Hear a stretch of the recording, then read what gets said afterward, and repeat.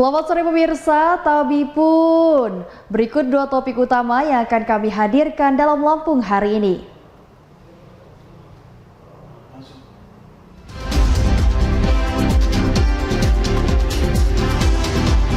Kembali meningkat.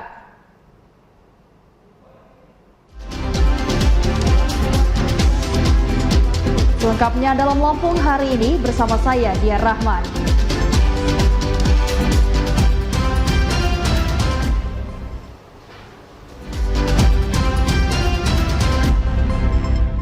Krakatau kembali erupsi dan mengeluarkan abu vulkanik setinggi ratusan meter. Warga diimbau tidak mendekati gunung berapi ini karena berbahaya. Sejak kemarin, Gunung Anak Krakatau terus mengeluarkan material vulkanik. Dari dalam kawah terlihat kolom abu berwarna kelabu dan hitam tebal setinggi 300-600 meter mengarah ke utara. Dari pantauan seismograf, erupsi disertai 4 kali gempa frekuensi kecil dengan amplitudo 6-23 mm. 2 kali gempa vulkanik dangkal amplitudo 9-24 mm dan 1 gempa tremor dengan amplitudo 1-20 mm dan 1 gempa tremor dengan amplitudo 1-20 mm di Minan di 3 mm. Gunung Anak Krakatau cenderung erupsi pada malam hari. Saat ini Gunung Anak Krakatau ditetapkan berstatus siaga atau level 3. Kepala Pos Gunung Anak Krakatau Andi Suwardi melarang masyarakat mendekati gunung dalam radius 5 km karena sangat berbahaya. Pajak kelabu tebal. Ketinggian berapa, Pak? Ketinggiannya antara 300 sampai 600 meter. Andi juga mengimbau warga agar tidak panik sebab erupsi ini merupakan aktivitas biasa pada setiap gunung berapi. Ages TVR Lampung melaporkan. Saudara, sekitar 5 hektar lebih tanaman padi milik petani di Kabupaten Tulang Bawang terendam banjir setelah wilayah itu diguyur hujan deras selama sepekan terakhir. Banjir yang menggenangi sawah petani di Kampung Sumber Agung, Kecamatan Rawapitu, Tulang Bawang ini terjadi sejak 3 hari yang lalu. Air yang menggenangi sawah petani ini terjadi setelah guyuran hujan deras yang terjadi sejak seminggu yang lalu. Akibatnya, petani terancam gagal panen bila air tak kunjung surut dan hujan deras masih terus terjadi. Selain menggenangi sawah, banjir juga mengakibatkan benih padi yang disemai petani ini pun rusak dan membusuk. Warso, salah seorang petani di wilayah ini mengatakan, banjir terjadi akibat luapan air dari saluran irigasi di sekitar sawah yang biasa digunakan untuk menampung air. Ada banjir ini, Pak? Ya, sekitar ini ada 15 hektar lah yang jelas-jelas kerendam. Para petani di wilayah ini berharap pemerintah dapat segera memberikan solusi terkait air yang menggenangi sawah dan tanaman padi milik mereka. Johan Argena Putra, TVRI Lampung melaporkan. Tim Satgas Pangan Kota Bandar Lampung tidak menemukan bahan berbahaya pada produk olahan dan produk segar saat melakukan inspeksi mendadak, inspeksi mendadak. Tim Satgas juga memastikan stok pangan aman hingga Idul Adha. Guna menekan kenaikan harga sekaligus mengetahui kualitas dan stok kebutuhan pokok menjelang Idul Adha, Tim Satgas Pangan Kota Bandar Lampung melakukan inspeksi mendadak ke beberapa pasar tradisional dan modern di Bandar Lampung. Di antaranya Pasar Tamin, Pasar Panjang, dan Transmart untuk mengecek harga sejumlah harga sembako seperti bawang merah, bawang putih, dan cabai. Tim juga mengumpulkan sejumlah informasi tentang stok pangan dan keluhan pedagang soal pengiriman barang dari luar daerah. Ketua Satgas Pangan Bandar Lampung Tole Dailami mengatakan hasil pemeriksaan menunjukkan dari 15 sampel produk olahan dan 7 sampel produk segar di sejumlah pasar, menyatakan tidak ditemukan bahan yang berbahaya. Para pedagang juga mengaku dalam sebulan terakhir ini harga cabai, bawang merah, dan telur ayam mengalami kenaikan. Menurut Tole, kenaikan harga disebabkan daerah asal penghasil bawang seperti Bima dan Brebes mengalami gagal panen. Dari hasil kita melakukan peninjauan lapangan tadi, kita telah melakukan pemeriksaan peninjauan terhadap keamanan pangan, sampel uji produk olahan, ada 15 yang kita uji tadi, dan alhamdulillah hasilnya negatif dari zat yang berbahaya. Uji produk segar ada 7 buah itu, hasilnya juga negatif dari zat berbahaya. Kalau sekarang lebih mahal dari Jawanya, boleh disesuaikan dengan Berapa dia per kilonya? ya Per kilonya berapa? per kilo. Kalau hari ini 70. 70. Oh, artinya besok bisa berubah lagi begitu ya? 70 aja udah. Tadi kardusan dijual modal lah, karena sapinya kurang bagus. Berdasarkan hasil sidak, Tole memastikan stok pangan di Bandar Lampung aman hingga Idul Adha. Alfian Dendra, TVRI Lampung melaporkan. Pasca ditemukannya penyakit mulut dan kuku di Lampung Timur, pedagang hewan kurban di wilayah tersebut kesulitan untuk menjual hewan dagangannya. Jika kondisi ini terus berlanjut, bisa dipastikan akan banyak pedagang yang merugi dan menutup usahanya.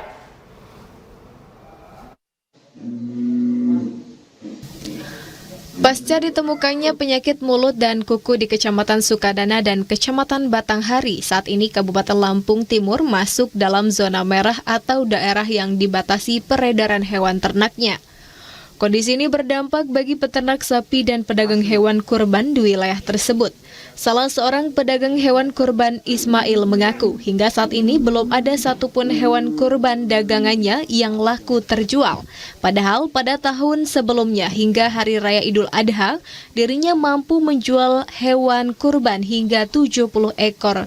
Sehingga mereka harus mengeluarkan biaya tambahan untuk perawatan dan pakan. Hal ini juga dialami para pedagang hewan kurban lainnya di Lampung Timur. Meski mereka telah menerima pesanan dari luar daerah seperti Jakarta, Cilegon, dan Purwokerto, namun para pedagang tidak berani mengirimkan hewan kurbannya kepada para pemesan. Selain proses pembuatan surat jalan yang rumit dan mahal, proses karantina yang cukup lama menjadi alasan para pedagang untuk tidak memenuhi permintaan pelanggan luar daerah. Jika kondisi ini berlangsung hingga Idul Adha, maka akan banyak pedagang yang rugi dan menutup usahanya. Usaha kita peternak tahun kemarin mas, kita kirim ke Pulau Jawa itu bisa mencapai 60-70 ekor. Bahkan kalau tahun ini kok jangankan 5 ekor mas, belum ada harapan kita karena ada isu PKM. Para pedagang berharap PMK segera berlalu dan para pedagang bisa melakukan aktivitas seperti tahun-tahun sebelumnya. Warsito, TVRI Lampung melaporkan. Saudara, menjelang Hari Raya Idul Adha 1443 Hijriah, omset penjualan hewan kurban di Kabupaten Pesawaran turun 50%. Hal tersebut diduga dampak merebaknya isu wabah penyakit kuku dan mulut pada sapi. Merebaknya wabah virus penyakit mulut dan kuku pada sapi ternyata berdampak pada penjualan hewan kurban. Menjelang Hari Raya Idul Adha, bukan hanya sapi, penjualan hewan kurban jenis kambing dan kerbau juga ikut turun drastis, sekitar 50%. Menjelang Hari Raya Idul Adha tahun lalu, kelompok pedagang di pasar tradisional Gedong Tataan, Kabupaten Pesawaran, mampu menjual 3.000 ekor hewan kurban ke Pulau Jawa dan Sumatera Selatan. Namun tahun ini, para pedagang belum bisa mengirim hewan kurban karena peraturan proses karantina dan harus melalui bebas vaksin. Ya belum ada pemberitahuan atau pembicaraan dengan para pedagang dia ada di sini kok. Oh, belum ada pembicaraan ya. Jadi ini jual-jual aja, belum ada obrolan dari pemerintah Pesawaran ya Pak ya? Belum ada. Ferry, Kepala Bidang Peternakan Kabupaten Pesawaran menjelaskan, pemberian vaksin akan segera dilakukan, namun yang diutamakan adalah hewan seperti sapi potong, sapi perah, dan kambing perah, tidak ada hewan kurban. Sementara itu, para pedagang tidak mengetahui tahapan yang harus dilalui ketika ingin melakukan karantina hewan, sehingga sejumlah pedagang merugi hingga ratusan juta rupiah. Abid Bisara, TVRI Lampung melaporkan. Menjelang Hari Raya Kurban, peternak ayam potong di Kabupaten Pringsewu mengalami peningkatan penjualan. Padahal harga ayam potong saat ini naik Rp2.000 per kilogram. Peternakan ayam potong di Pekon Banyuwangi, Kecamatan Banyumas, Kabupaten Pringsewu mengalami peningkatan penjualan hingga 50% lebih sepekan terakhir. Kenaikan penjualan ayam pedaging tersebut dipengaruhi banyaknya warga yang menggelar acara menjelang Idul Adha. Selain itu, pengaruh isu wabah PMK pada sapi membuat masyarakat mulai beralih mengkonsumsi daging ayam. Salah seorang pedagang ayam, Fikrianto, mengaku meski harga daging ayam naik Rp2.000 per kilogramnya, dari Rp22.000 menjadi Rp24.000, namun lapaknya justru dibanjiri permintaan. Ini meningkat soalnya ada sesuai kebutuhan hajatan juga, jadi banyak, terus harganya mesti biasanya agak naik besok. Ya kalau sekarang itu sekitar 24.000. Umumnya kemarin 22. Agak mulai naik terus turun lagi. Terus sekarang naik lagi 1.000. Fikri berharap harga ayam dapat lebih stabil agar masyarakat tidak kesulitan dalam membeli daging ayam menjelang Hari Raya Kurban. Abid Bisara, TVRI Lampung melaporkan. Satu calon jamaah haji asal Lampung gagal berangkat. Informasi selengkapnya usai jeda berikut ini. Hah? Sensus penduduk 2020 ada lanjutannya? Betul Pak, Mei sampai Juni 2022 di rumah tangga terpilih. Boleh? Boleh dong.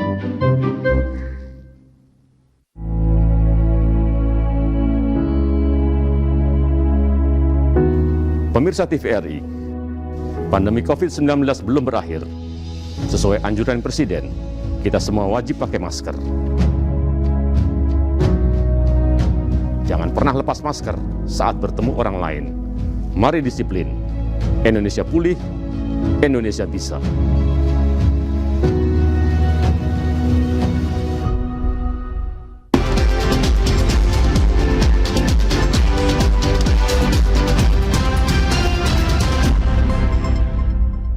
Saudara, Anda kembali bersama kami.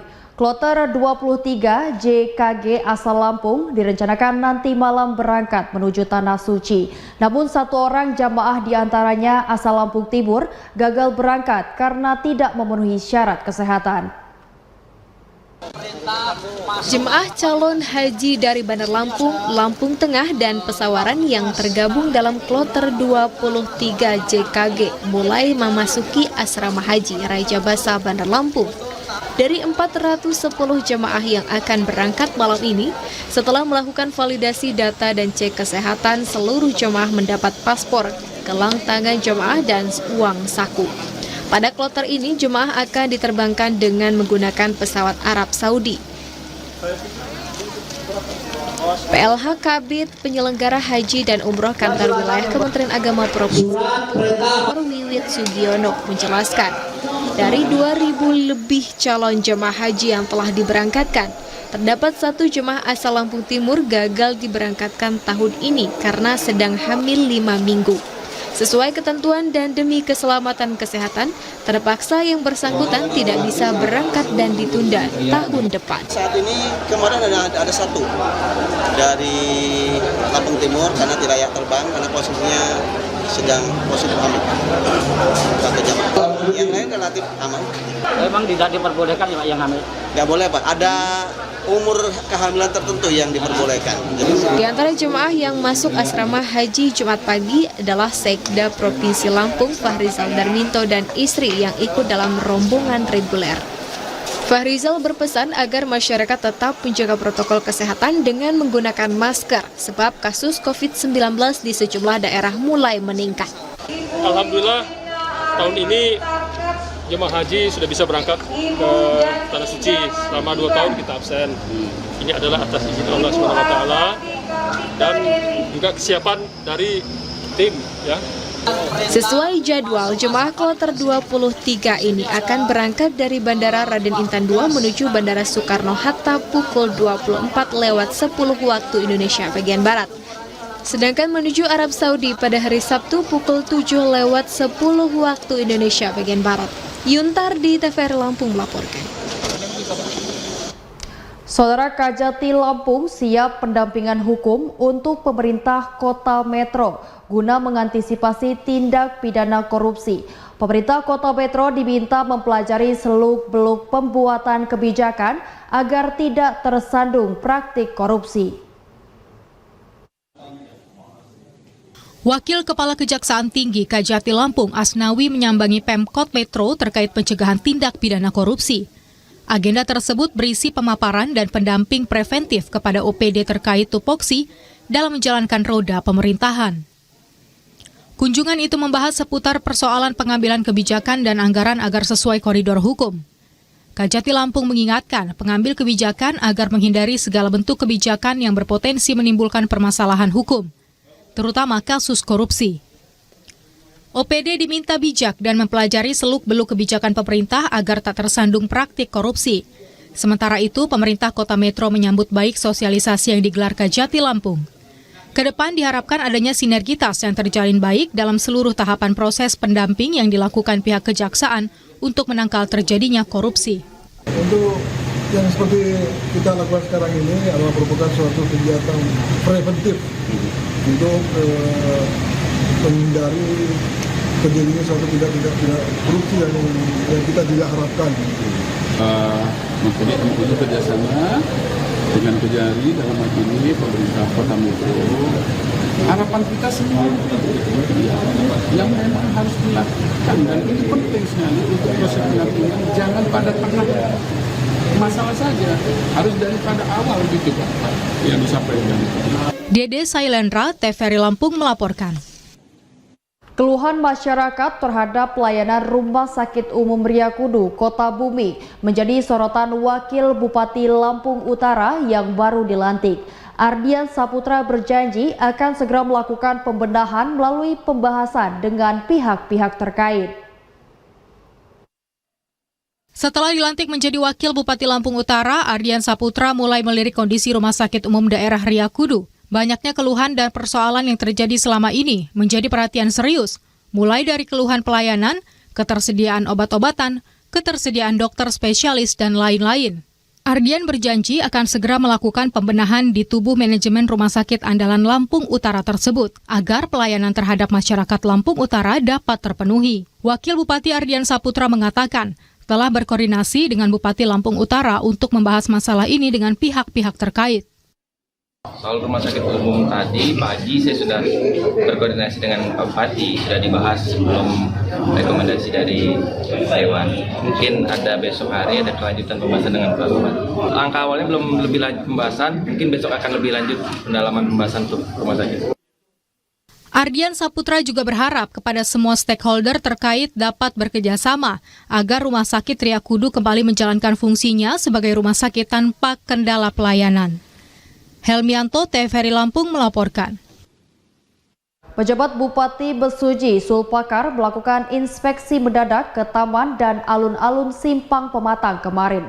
Rencananya Sulpakar akan segera menata ulang taman dan alun-alun Simpang Pematang guna mewujudkan kenyamanan pengunjung.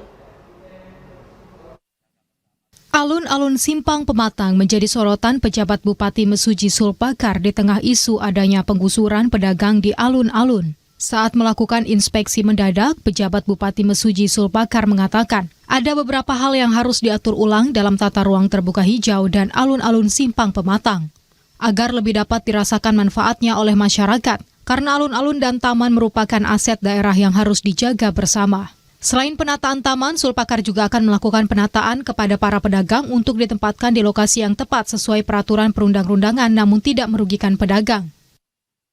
Tentunya kita ingin ke depan bagaimana alun-alun ini bisa dirasakan oleh masyarakat, merupakan suatu tempat ya, yang nyaman, yang merasa aman, kemudian merasa teduh ketika berada di sini. Tentunya kita ke depan akan kita tata. Nah, apa bentuk penataannya nanti kita akan pertama kita akan sesuaikan dengan peraturan perundang-undangan yang berlaku.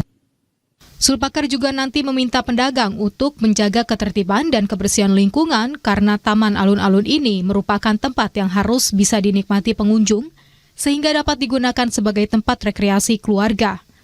Agustinus Raharja, TVRI Lampung melaporkan. Saudara, memperingati hari jadi ke-76 Kabupaten Lampung Tengah, PMI Lampung Tengah membuka donor darah bagi masyarakat yang hadir dalam pesta rakyat di lapangan Prosida Bandar Jaya Rabu lalu.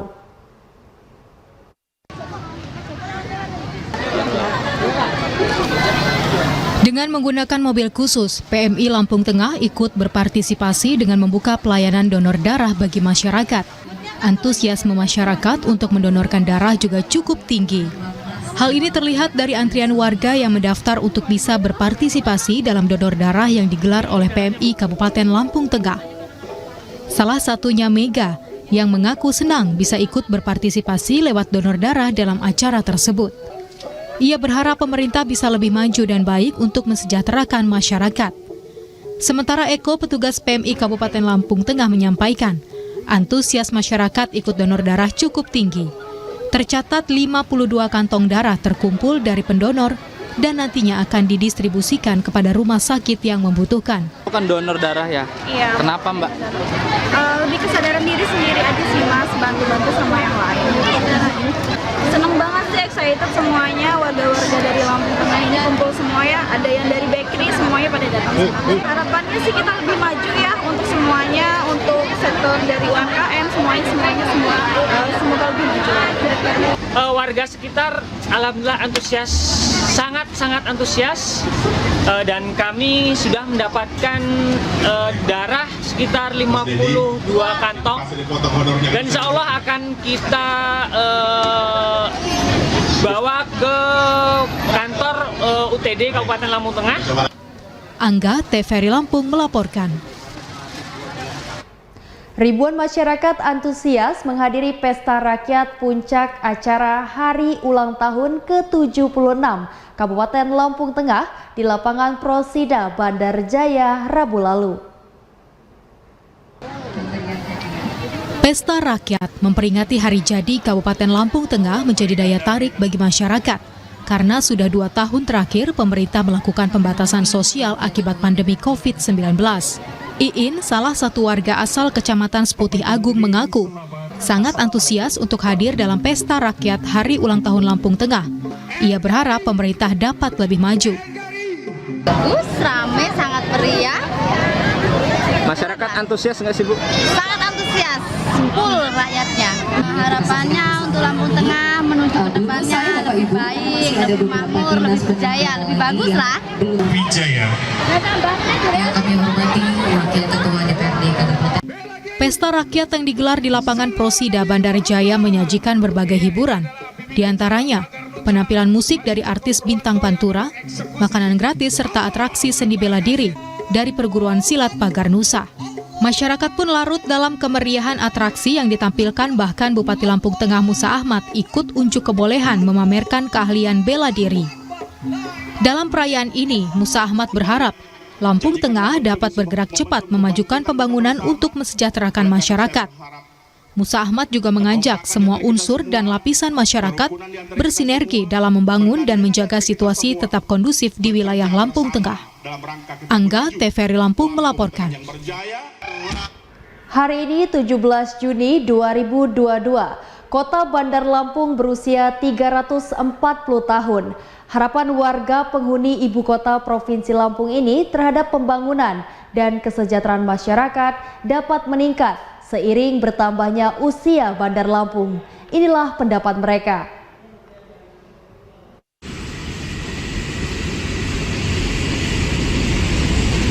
Kita ya pembangunan sih udah berjalan ya, flyover segala macam itu udah berjalan di tahun-tahun 2000-an ya. Walaupun itu sebenarnya ketinggalan gitu, tapi ya udah berjalan sih ya. Terus masalah kesehatan juga harus ditingkatkan lah ya. Harapan saya kalau untuk wali kota itu sangat bagus ya, cuman saya minta jalan dari Teluk Betung sama jalan ini perapatan Sarijo sampai tembus ke sana tuh belum pernah diaspal ya. Teluk Betung sampai Lungsir ya. Maksud saya itu dibagusin sampai ke bawah ya, yang itu baru bagus.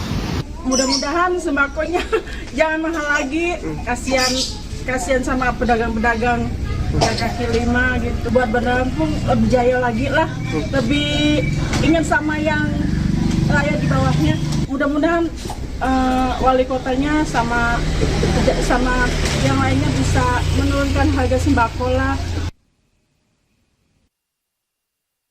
Pemirsa, jangan beranjak terlebih dahulu karena Lampung hari ini masih akan hadir usai jeda berikut ini.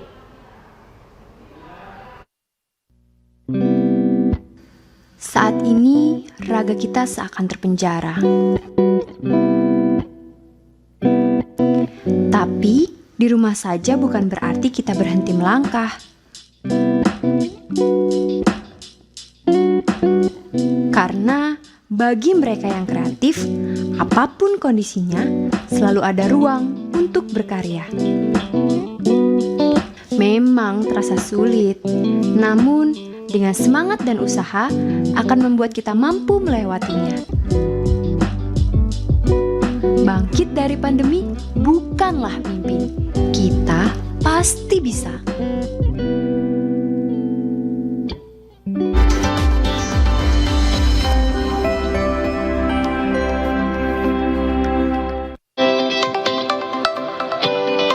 Assalamualaikum. Waalaikumsalam. Monggo.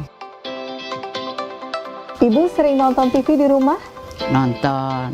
Nonton acara apa aja? Nonton wayang kulit, ketoprak di TVRI, Bu. Aku seneng. Gambarnya gimana, Bu? Gambarnya tapi burak, ora apik. Mau nggak Ibu nonton acara ketoprak, wayang kulit, tapi bersih gambarnya, jernih suaranya, canggih lagi teknologinya? Mau, tapi gimana? Mana Bu TV-nya? Niki lho Bu, TV-ne burem. Mbah, supaya TV-nya gambarnya bersih, suaranya jernih, saya bantu Mbah dengan alat ini, namanya set top box.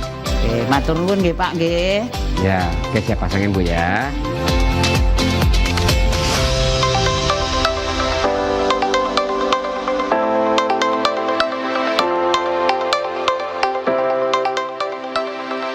Gambare bersih, suarane bening, alatnya canggih. Top TV ku saiki, Om.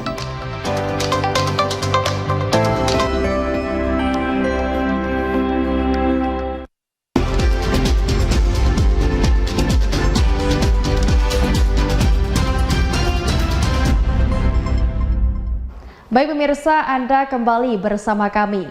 Pemirsa, World Surf League atau WSL Krui Pro 2022 di pesisir barat Lampung yang telah berlangsung dari tanggal 11 Juni 2022 dan berakhir hari ini. Untuk mengetahui informasi terkini kejuaraan dunia tersebut, kami telah terhubung dengan reporter Muhammad Satria dari Krui Pesisir Barat. Halo, selamat sore. Baik, Satria, bagaimana kondisi cuaca di pesisir barat saat ini? Baik, terima kasih Dian. Ya, selamat sore Dian dan juga pemirsa. Baik, dapat kami sampaikan bahwa Dian dan juga pemirsa TVRI dimanapun Anda berada, pada saat ini kondisi cuaca yang ada di Kabupaten Pesisir Barat, tepatnya di Pantai Tanjung Setia, lokasi tempat keberadaan kejuaraan Krui Pro WSL QS 5000, cuaca terpantau sangat cerah dan juga pergerakan ombak juga sangat bagus sekali, di mana tadi pada hari ini merupakan hari terakhir dari pelaksanaan kejuaraan Krui Pro WSL QS 5000 dan pada hari ini telah digelar ada dua gelaran, yaitu untuk babak semifinal dan juga babak final, di mana ada sekitar beberapa peserta ataupun juga atlet yang melakukan kejuaraan di kesempatan hari ini yang merupakan hari terakhir dari kejuaraan Krui Pro WSL QS 5000. Dan setelah dilaksanakan kejuaraan untuk babak semifinal dan juga final, langsung dilakukan penutupan untuk acara kejuaraan selancar dunia di Krui Pro WSL QS 5000 ini. Dari pelaksanaan sejak tanggal 11 Juli hingga hari ini terjadi banyak kendala yang dihadapi, cuma memang banyak kendala yang dihadapi ada lebih kepada masalah faktor cuaca dan juga pergerakan ombak yang terkadang mengganggu jalannya pertandingan, sehingga sempat beberapa kali pertandingan dihentikan karena pergerakan ombak yang dirasa tidak sesuai bagi para peselancar untuk melakukan atraksi atau juga gerakan di kejuaraan Krui Pro WSL QS 5000 ini. Dan selain itu pemirsa, pada kejuaraan yang diikuti oleh sekitar 230 peserta dari 17 negara ini telah berhasil memenangkan ada sekitar 4 orang yang meraih gelar juara dari 4 kategori, di mana yang bisa kami sampaikan untuk juara kategori Pro Men itu atas nama Jesse Mendes yang berasal dari Italia, kemudian juga untuk juara Pro Women itu berasal dari Australia atas nama Sophie McCulloch, dan kemudian untuk kejuaraan kategori Junior Men itu atas nama Jamie Thompson dari Australia, dan kemudian juga untuk Junior Women itu dimenangkan oleh Sai Maniwa yang berasal dari Jepang. Ya, keempat juara ini tadi sudah berhasil diserahkan hadiah tapi juga penghargaan berupa piala kepada para pemenangnya oleh Bupati dan juga beberapa penyelenggara dalam kejuaraan Krui Pro WSL QS 5000 ini pemirsa. Dan setelah ditutup secara resmi juga oleh Bupati Pesisir Barat, maka resmi acara Krui Pro WSL QS 5000 pada kesempatan hari ini itu ditutup secara resmi. Dan insya Allah di tahun depan, di tahun 2023 akan diselenggarakan kembali kejuaraan Krui Pro WSL QS 5000 ini dengan kategori yang lebih berbeda lagi dibandingkan pada tahun ini, dan diharapkan juga nantinya akan ada hal-hal yang lebih menarik lagi tentunya, baik dari Pesisir Barat sebagai tuan rumah ataupun juga dari keikutsertaan dari para peserta, dan juga diharapkan juga akan ada penambahan jumlah peserta, baik juga jumlah negara yang akan berlaga dalam kejuaraan Krui Pro WSL di tahun 2023 mendatang. Namun yang pasti disampaikan dari secara keseluruhan bahwa penyelenggaraan Krui Pro WSL QS 5000 ini berlangsung cukup baik, tidak banyak kendala yang terjadi berarti. Dan juga diharapkan dari kejuaraan yang diselenggarakan pada tahun ini juga kedepannya akan bisa lebih baik lagi, terutama yang menjadi sorotan adalah mengenai sampah yang ditemukan masih banyak berserakan di sekitaran pantai, dan ini mungkin sedikit mengganggu dari segi keindahan. Diharapkan bahwa kedepannya bahwa masalah sampah di sekitaran laut ini juga bisa segera teratasi dengan baik. Baik, demikian mungkin yang bisa kami sampaikan langsung dari pantai Tanjung Setia, Kabupaten Pesisir Barat, di mana telah dilaksanakan Krui Pro WSL QS 5000 di tahun 2022 ini. Kembali ke Dian Studio. Baik, terima kasih Satria atas laporannya di Pesisir Barat. Kembali ke studio, dan selanjutnya kita akan berlanjut ke informasi selanjutnya. Rio Waida, satu-satunya wakil Indonesia yang masih bertahan dalam kompetisi World Surf League, akhirnya gugur pagi tadi. Rio dikalahkan oleh peselancar asal New Zealand, Billy Stearman, dengan selisih 3 poin.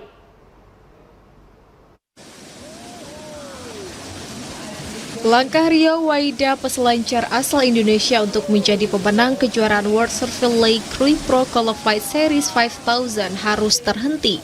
Rio dikalahkan oleh peselancar asal New Zealand Billy Stearman pada pertandingan heat kedua babak semifinal dengan perolehan poin peselancar berdarah Indonesia-Jepang itu sebanyak 14,53 di bawah poin yang didapat oleh Billy Stearman, 17,67 poin. Dengan kalahnya Rio, maka seluruh atlet surfing Indonesia yang bermain dalam Krui Pro Qualified Series 5000 dipastikan telah gugur dan tidak dapat melanjutkan perjuangannya dalam laga final. Pada hits pertama babak semifinal yang mempertemukan peselancar asal Italia Jesse Mendes dan Jarvis Early juga tampil sangat sengit. Namun Jarvis Early harus menelan kekalahan setelah terpaut selisih poin yang sangat sedikit dengan Jesse Mendes. Perolehan poin keduanya hanya terpaut 0,20 dengan poin Jesse Mendes sebesar 14,30 poin, sedangkan Jarvis Early memperoleh 14,60 poin. Sehingga Jesse Mendes berhasil melaju ke babak final bertemu peselancar asal Australia Billy Startman. Andrea Lesande, TVRI Lampung melaporkan. Pemirsa, kejuaraan Krui Pro ternyata membawa berkah tersendiri bagi pengusaha toko perlengkapan selancar di pesisir barat. Omset mereka bahkan meningkat hingga 250% dibanding hari biasa.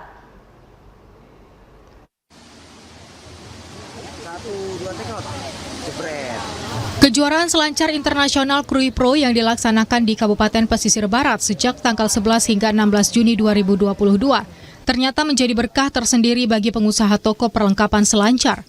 Menurut Albert, pemilik toko, dalam sehari omsetnya meningkat 250% dibandingkan hari biasa dengan pendapatan rata-rata mencapai 1 juta rupiah per hari. Tidak hanya pembelian perlengkapan berselancar, namun jasa perbaikan alat untuk berselancar juga mengalami peningkatan. Menurut Albert, konsumen terbanyak adalah wisatawan asing yang mencapai 90%. Sisanya adalah peselancar lokal. Jenis produk yang paling banyak diburu oleh peselancar diantaranya krim pelindung kulit, pakaian, tali papan selancar, sirip papan selancar, serta perbaikan papan selancar. 250% ya penjualan surf merchandise and surf shop di Hello Mister. 250% loh naiknya. Mungkin apa aja sih yang paling laku? Yang paling laku itu wax sama sunblock sama leash ya, sama fin papan selancar laku banyak yang mau. Yang lain ya baju Hello Mister ya, surf merchandise gitu yang produk lokal. Albert juga berharap kejuaraan selancar di pesisir barat lebih sering diadakan agar mendongkrak ekonomi masyarakat termasuk para pelaku usaha seperti saat ini. Andre Alessandre, TVRI Lampung melaporkan. Pemirsa, kita beralih ke informasi selanjutnya. 9 pejabat Polres Lampung Utara diganti, termasuk 3 jabatan Kepala Satuan dan Kabak OPS. Pergantian ini merupakan promosi dan penyegaran di institusi penegak hukum tersebut. Pergantian posisi 9 pejabat Polres Lampung Utara dipimpin langsung Kapolres Lampung Utara AKBP Kurniawan Ismail guna memberikan promosi dan penyegaran pada tubuh institusi penegak hukum tersebut. Pejabat yang dilantik diantaranya Kabak OPS Kompol Hadi Sutomo yang akan menduduki jabatan baru sebagai Kabak Lok Polres Lampung Utara. Kapolsek Sungai Selatan dijabat Kompol Mulyadi, Kasat Lantas AKP Bambang Dwi Setiawan digantikan oleh Ibtu Joni Kaster, sebelumnya menjabat sebagai Kasih Propam Polres Lampung Utara, dan Kasih Propam diganti oleh Ibda Okto Henry. Kapolsek Kota Bumi Kota dijabat oleh Ibda Sulyadi menggantikan Ibda Andrea Santo yang pindah ke Ditreskrimum Polda Lampung. Ibtu Samsul Rizal Panit Opsnal Polsek Bukit menjadi Kapolsek Tanjung Raja menggantikan Ibtu Mardianto. Kapolres Lampung Utara AKBP Kurniawan Ismail meminta pejabat yang baru dilantik dapat melakukan pemetaan awal terkait lingkungan tugasnya dan melakukan perencanaan tugas dan pelaksanaan tugas dengan baik. Ya, hari ini kita laksanakan kegiatan serah terima jabatan. Ada beberapa pejabat ya, mulai dari Kabak, kemudian Kasat, termasuk Kasih dan Kapolsek. Saya berharap pejabat-pejabat yang baru bisa mendukung saya dalam pelaksanaan tugas sebagai Kapolres di sini. Saya tadi menyampaikan bahwa mereka harus melakukan pemetaan awal terhadap lingkungan tugasnya, kemudian melakukan perencanaan tugas dan pelaksanaan tugas. Kapolres juga berpesan agar pejabat yang baru dilantik dapat membantunya dalam melaksanakan tugas di Mapolres Lampung Utara sehingga Lampung Utara semakin kondusif. Helmianto, TVRI Lampung melaporkan. Saudara, Satuan Reserse Kriminal Unit Pencurian Kendaraan Bermotor bersama TK 308 Polres Bandar Lampung berhasil menangkap seorang pelaku pencurian kendaraan jenis minibus milik majikannya sendiri.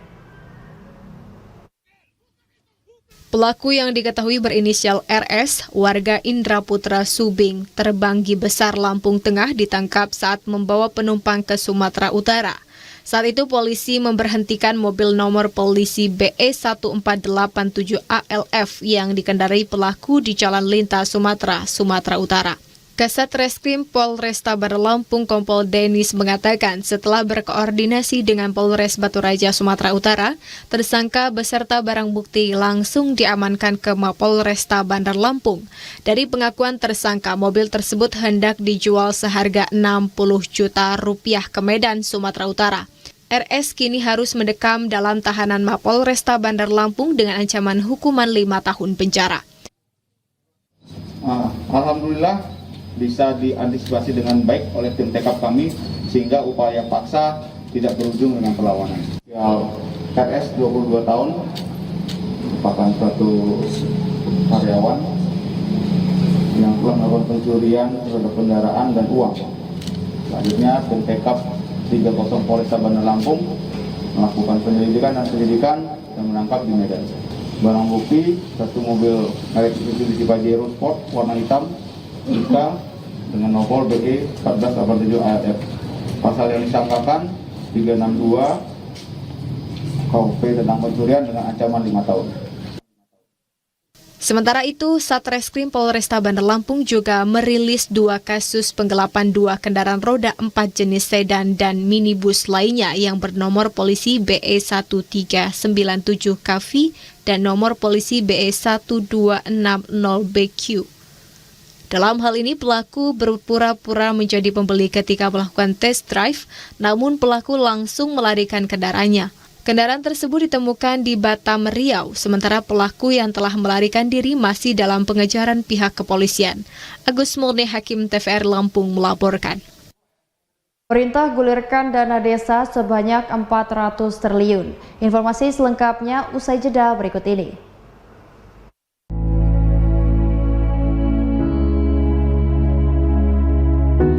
Pemirsa TVRI, pandemi COVID-19 belum berakhir. Sesuai anjuran Presiden, kita semua wajib pakai masker. Jangan pernah lepas masker saat bertemu orang lain. Mari disiplin. Indonesia pulih, Indonesia bisa.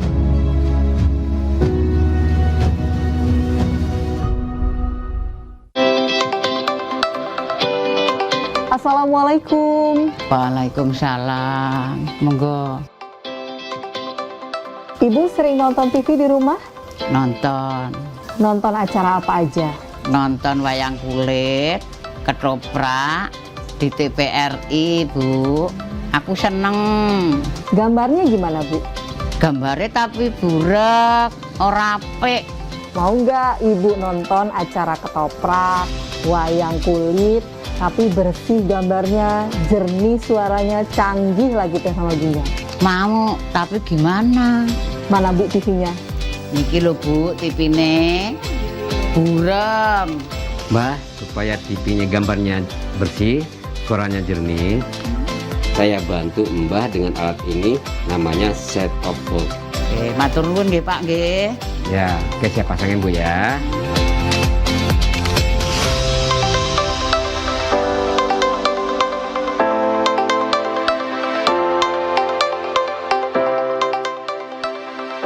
Gambare bersih, suarane bening, alatnya canggih, top TV ku saiki Om.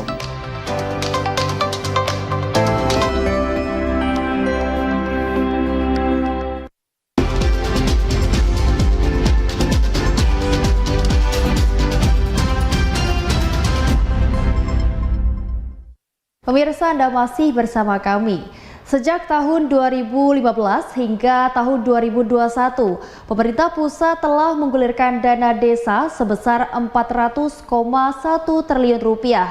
Dana tersebut untuk membangun infrastruktur, perekonomian, kesehatan, dan lainnya hingga mampu meningkatkan sebuah desa mandiri. Menteri Desa Pembangunan Desa Tertinggal dan Transmigrasi Abdul Halim Iskandar menilai, alokasi dana desa sangat bermanfaat bagi pemerataan pembangunan di sebuah daerah, yakni desa. Dari dana desa yang digelontorkan pemerintah pusat di tahun 2015 hingga 2021, sebesar 400,1 triliun lebih, mampu mewujudkan pembangunan jalan desa sepanjang 308.490 km. Sedangkan untuk jembatan sebanyak 1.583.215 meter. Data ini disampaikan Menteri Desa Pembangunan Desa Tertinggal dan Transmigrasi Abdul Halim Iskandar saat membuka sosialisasi prioritas penggunaan dan pengawasan dana desa serta pendampingan hukum di Novotel Bandar Lampung Kamis pagi. Selain itu, dana desa juga mampu menambah jumlah desa mandiri yang memiliki badan usaha milik desa dan pasar desa yang mampu meningkatkan ekonomi masyarakat. Misalnya saja bicara tentang jalan desa, itu selama 2015 sampai 2021 itu terbangun jalan desa sepanjang 308.490 km. Sementara Wakil Gubernur Lampung Kusnunia Halim mengaku selain keberhasilan dana desa, ada juga perangkat desa yang menyalahgunakan anggaran desa. Untuk itu, pendampingan hukum sangat diperlukan. Salah satu yang menjadi tantangan adalah tentang manajemen dari penggunaan dana desa. Bukan tidak ada beberapa persoalan yang mungkin maladministrasi atau bahkan sampai dengan penyalahgunaan dari dana desa oleh penyelenggara. Usai membuka sosialisasi prioritas penggunaan dan pengawasan dana desa serta pendampingan hukum, Menteri Desa PDTT menyerahkan piagam penghargaan kepada Jaksa Agung dan Wakil Gubernur Lampung. Yuntardi, TVRI Lampung melaporkan. Saudara, di Lampung terdapat 794 desa blank spot jaringan internet, sehingga program Smart Village pemerintah Provinsi Lampung terancam terkendala. Untuk itu, fraksi PKS DPR RI akan meminta Kementerian Komunikasi dan Informasi RI segera mengatasi kondisi tersebut.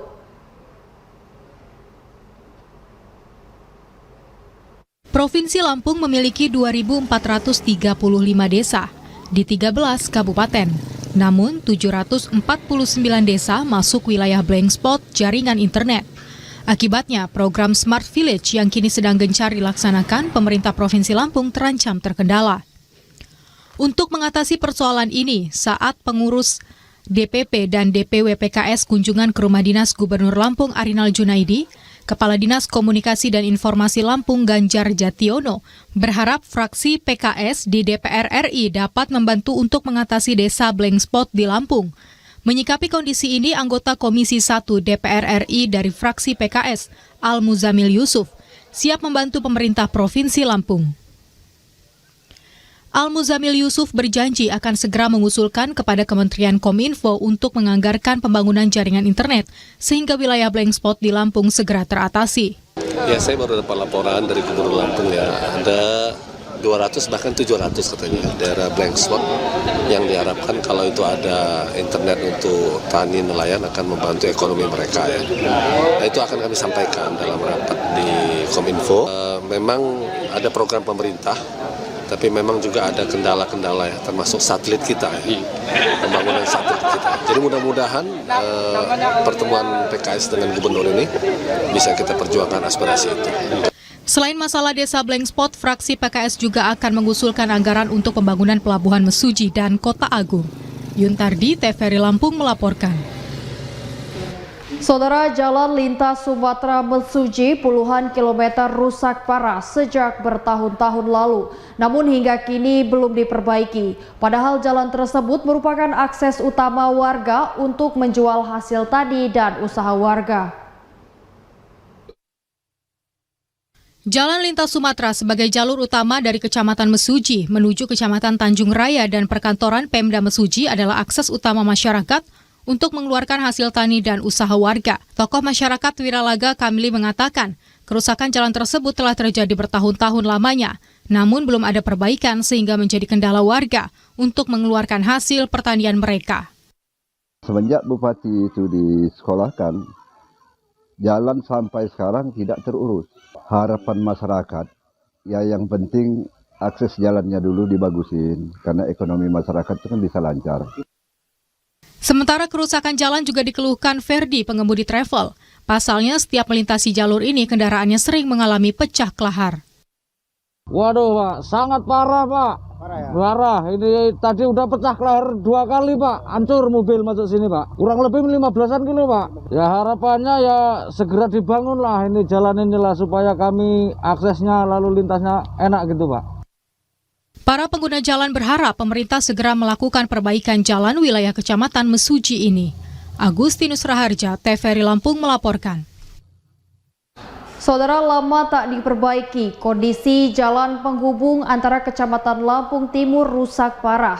Agar akses lalu lintas bisa lancar, warga melakukan perbaikan dengan cara swadaya.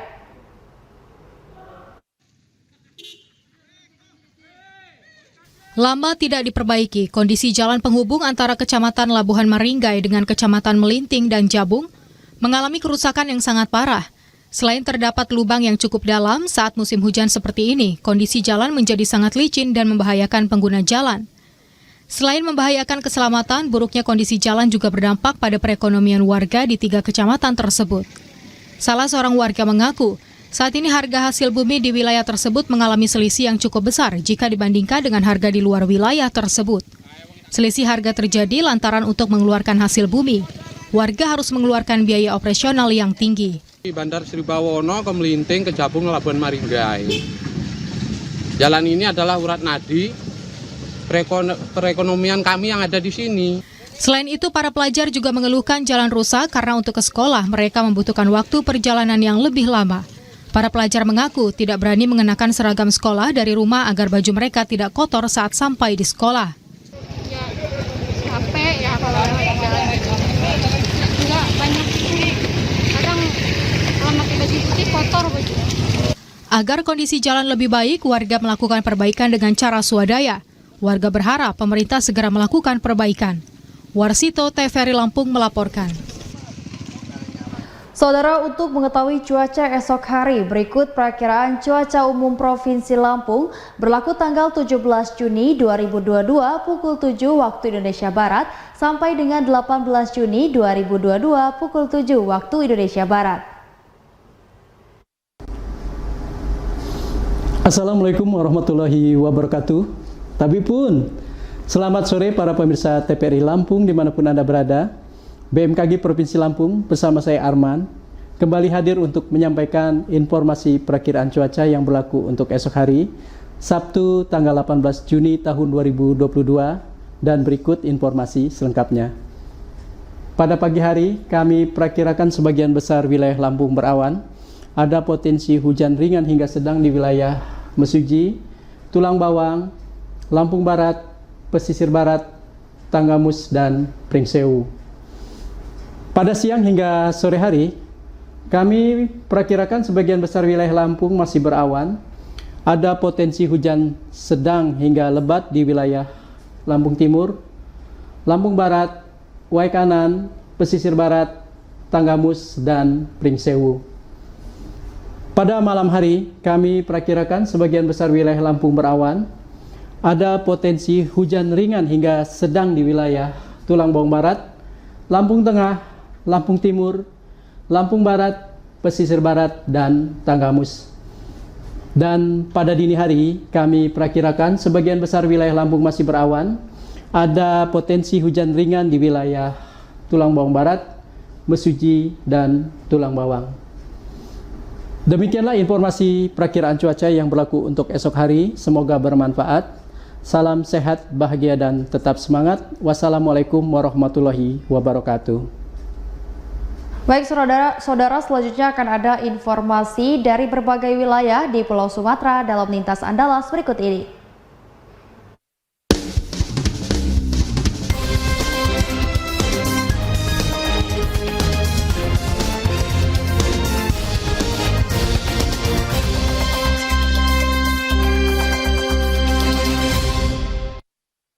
Baik pemirsa, mengawali informasi hari ini datang dari Sumatera Selatan.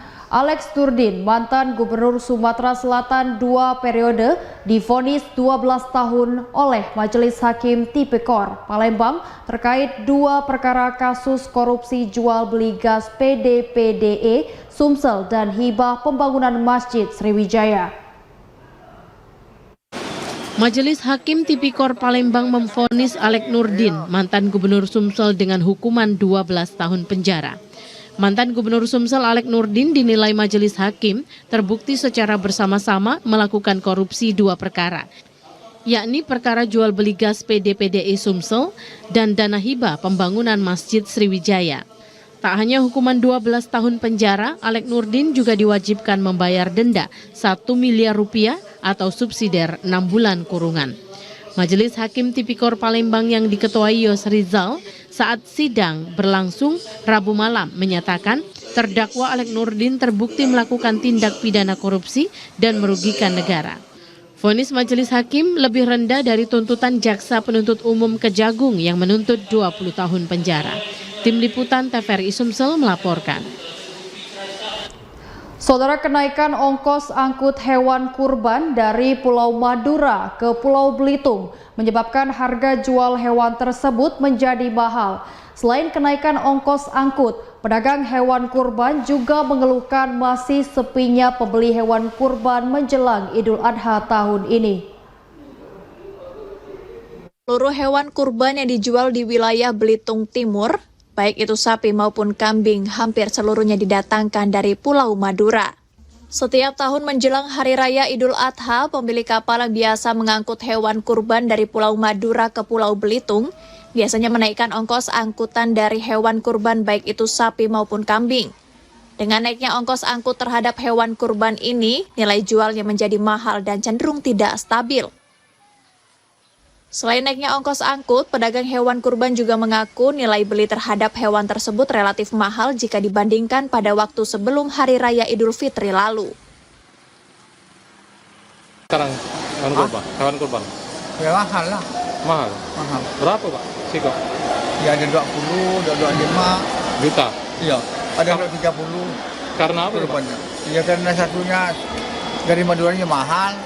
Ongkos? Ya paling ongkosnya paling rendah 17 juta? Ya paling rendah. Ongkos angkutnya mahal ya? Iya, itu rendah. Kalau pasokan banyak? Kalau yang sekarang ini punya kawan saya kan, aku tawar 15 minta 17. Ya kalau dipotong hari-hari kan tetap rugi lah. Kalau pasokannya sapi banyak tetap? Banyak sekarang kan sekapal. Iya. Udah lah. Dari Madura. Ongkos ya? Ongkos makin naik, tiap tahun makin naik ya. Ada perbedaan harga dari tahun kemarin dengan sekarang? Enggak. Untuk harga jual? Lah. Masalah harga jual sih enggak, tergantung dari kambing lah. Iya. Tapi ongkos saja naik ya? Ya kalau dulu kan cuma berapa? Cuma 75, sekarang 100. Sikok kambing. Bukan per kilo bukan? Kamu per kilo nak dijual gimana per kilo? Harga jual hewan kurban jenis kambing maupun sapi saat ini dijual dengan harga yang bervariasi tergantung ukuran dan jenisnya. Untuk harga kambing dijual di kisaran harga 4 juta hingga puluhan juta rupiah tergantung jenis dan kualitasnya. Sedangkan hewan kurban dari jenis sapi dijual pedagang paling murah di kisaran harga 17 juta rupiah per ekornya. Dari Manggar, Belitung Timur, Devi Indra melaporkan.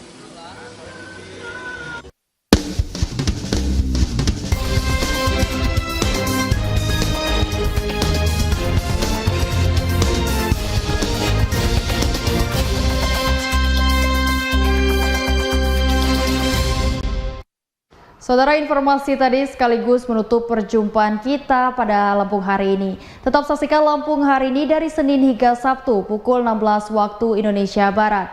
Akhir kata, saya Dia Rahman, wakili kerabat kerja yang bertugas, pamit undur diri. Selamat sore dan sampai jumpa.